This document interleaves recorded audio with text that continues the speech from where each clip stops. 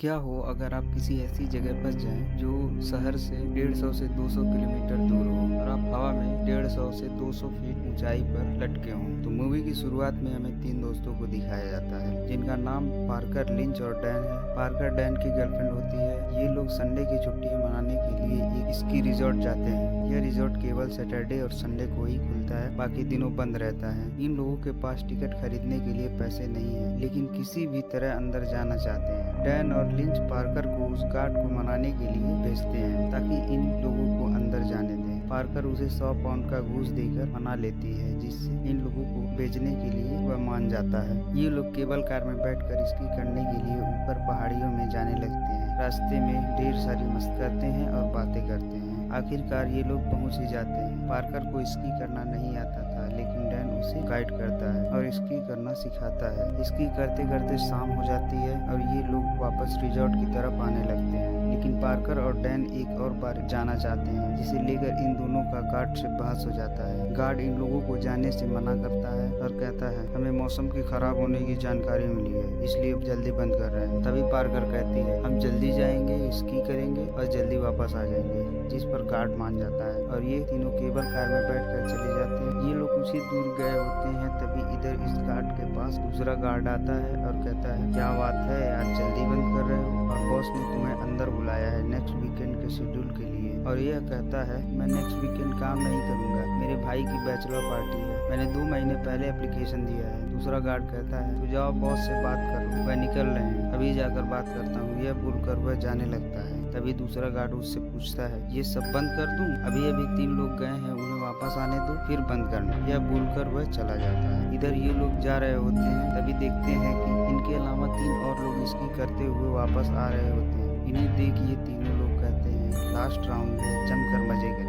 इधर ये तीनों लोग बेस तक पहुंच जाते हैं। इन लोगों को देखकर कंट्रोल रूम में यह बताता है कि आखिरी के 3 लोग वापस आ गए हैं, अब बंद करते हैं। यह बोलकर वह बंद कर देता है। इधर ये तीनों हवा में ही लटक गए होते हैं। तभी लिंच चिल्लाता है और कहता है, अगर यह कोई मजाक है तो बहुत गंदा मजाक है, लेकिन इन लोगों की आवाज बेस तक नहीं पहुंच पाती है। ये लोग कितना भी चिल्ला लें, चारों तरफ सन्नाटा फैला हुआ था। पार्कर कहती है, ये लिफ्ट चालू क्यों नहीं हो रही? डैन कहता है, अभी हो जाएगी। इतना कहते ही एक एक करके सारी लाइटें बंद होने लगती हैं। तभी पार्कर डरते हुए कहती है, वो भूल गए हैं कि हम यहाँ पर हैं, किसी को नहीं पता हम यहाँ लटके हुए हैं। डैन पार्कर को शांत कराता है और कहता है, हो सकता है कि बिजली चली गई हो, ऐसी जगहों पर अक्सर ऐसा होता रहता है, वो अपने घर थोड़ी जाएंगे, वो ऐसा क्यों करेंगे? लिंच कहता है, बिजली नहीं आई तो वो हमें सीढ़ी लेकर उतारने आएंगे। इंतजार करते करते काफी टाइम बीत जाता है। कुछ टाइम बीतने के बाद डैन कहता है, जरूरत पड़ी तो यहाँ से कूद सकता हूँ, मैं पहले भी कूद चुका हूँ, ज्यादा तकलीफ नहीं होगी। ये लोग जमीन से ऊपर हवा में 150 से 200 फीट ऊपर लटके होते हैं। तभी थोड़ी देर बाद मौसम खराब होता है और बर्फबारी शुरू हो जाती है, जिससे ठंड से इन लोगों की हालत खराब होने लगती है। ये लोग समझ जाते हैं कि ये लोग फंस चुके हैं। ये लोग काफी चीखते चिल्लाते हैं, लेकिन कोई फायदा नहीं होता, क्योंकि इन्हें कोई नहीं सुनता है। थोड़ी देर बाद वहाँ एक गाड़ी वाला आता है, जिसे देख लिंच चिल्लाता है, हम यहाँ हैं ऊपर।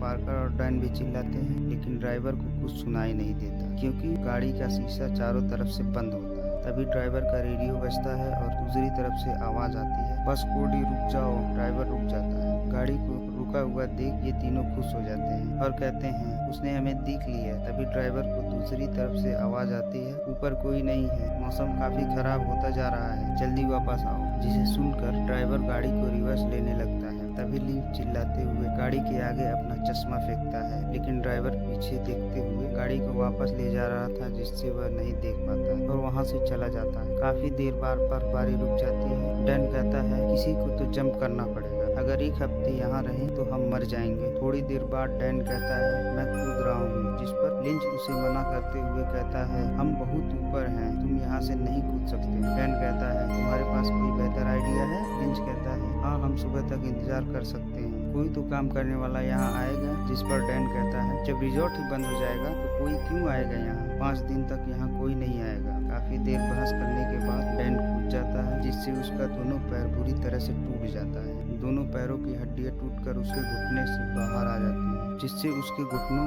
से काफी खून बह रहा था। वह हिल नहीं पाता है। डैन की हालत देख पार्कर भी कूदने जाते हैं, लेकिन लिंच उसे रोक लेता है। पार्कर डैन से पूछती है, क्या तुम खून का बहना रोक सकते हो? डैन कहता है, किससे रोकूं? जिस पर पार्कर अपना मफलर डैन की तरफ फेंकती है, लेकिन मफलर उससे थोड़े दूर था, जिसे डैन किसी तरह से उठाकर अपने घुटनों पर बांध लेता है। लिंच कहता है, डैन, मैं केबल पर चढ़कर उस चेयर तक पहुंच सकता हूं जो बेस से एकदम पास है। तभी पार्कर कहती है, अगर तुम भी गिर गए तो? जिस पर लिंच कहता है, अगर मैं नहीं गया तो हमसे पहले वो मर जाएगा। इतना कहकर लिंच केबल पर चढ़ने लगता है, लेकिन केबल और चेयर पर बर्फ जमी होती है, जिससे उसका पैर फिसलने लगता है और वह वापस चेयर पर गिर जाता है और बर्फ को तोड़ने लगता है। इधर डैन की खून की महक से वहाँ एक भेड़िया आ जाता है, जिसे ये लोग भगा देते हैं। लिंच बर्फ तोड़कर दोबारा से जाने लगता है। वह कुछ दूर जाता है और कुछ अजीब देखता है और वापस चेयर पर आ जाता है। डैन को भेड़ियों का झुंड घेर लेता है। कोई मदद न होने की वजह से भेड़िए डैन को मार देते हैं। केबल पर चढ़ने की वजह से लिंच का हाथ कट जाता है, जिससे काफी खून निकल रहा होता है। पार्कर और लिंच डैन की मौत का जिम्मेदार एक दूसरे को ठहराने लगते हैं और फिर वह दोनों रोने लगते हैं। ये दोनों सो जाते हैं और सुबह होती है तो पार्कर की नींद खुलती है और वह देखती है उसका हाथ पाइप से लगकर जम गया होता है। वह हाथ को छुड़ाने का प्रयास करती है, लेकिन उसका हाथ जमने की वजह से चिपक गया होता है।